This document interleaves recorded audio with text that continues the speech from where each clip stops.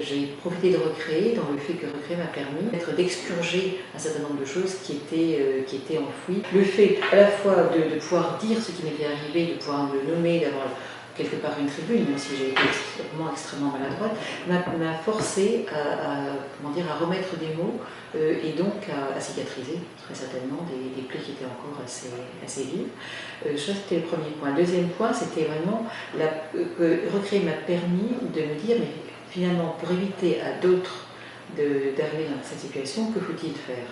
Et comment peut-on structurer une action vis-à-vis de tiers dans la semaine ou les 15 jours ou le mois qui précèdent le dépôt de bilan, de façon à leur permettre d'être dans la meilleure position pour savoir ensuite ce vers quoi ils vont aller.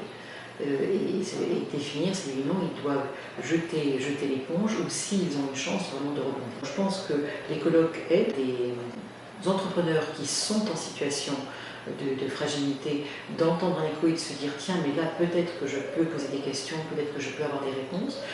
Et les ateliers aident d'une autre façon puisque là je dirais le cercle est beaucoup plus restreint et les personnes peuvent évoquer concrètement l'ensemble de leurs difficultés. Je pense que ça aurait été plus qu'utile de pouvoir échanger avec des tiers ayant connu exactement le même genre de situation. Parce que je pense que le fait de nommer chaque chose comme je les vivais, aurait été extrêmement utile, alors que je l'ai nommé, mais d'une façon différente par rapport aux différents interlocuteurs extérieurs qui étaient là. Dans le cadre de ces ateliers, on peut vraiment appeler chacune des difficultés par son nom tel qu'on le ressent. Et je crois que c'est un élément important. Donc c'est vrai que j'aurais aimé connaître Recréer à ce moment-là, j'aurais aimé avoir compris surtout à quel point le fait d'échanger pouvait décharger d'un poids énorme qui était sur le cœur et sur les épaules. Ça ne change pas forcément le quotidien avec ses difficultés, mais ça change complètement la façon de le vivre et de se dire finalement je ne suis pas seule, d'autres personnes partagent et vivent le même genre de difficultés à la même période, et à plusieurs, on est plus fort pour faire changer cette spirale dans laquelle on a été enfermé.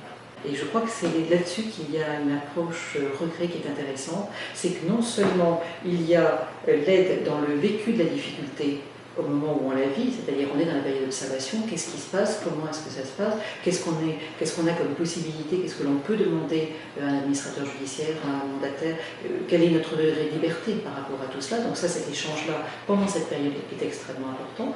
Mais il y a ensuite, après, comment bâtir un plan de continuation, qu'est-ce que l'on peut mettre et qu'est-ce que l'on doit mettre derrière pour être sûr de le réussir. Et de ne pas avoir, je dirais, le sentiment d'être isolé, de construire quelque chose qui serait trop fragile. Donc ça, je pense que c'est ce que j'aimerais dire. C'est-à-dire ce double apport qu'apporte Recréer, l'apport vis-à-vis de la situation difficile quand on est dedans, et vis-à-vis de la possibilité d'imaginer un futur et de le construire et de le bâtir avec des outils qui soient intelligibles par tous.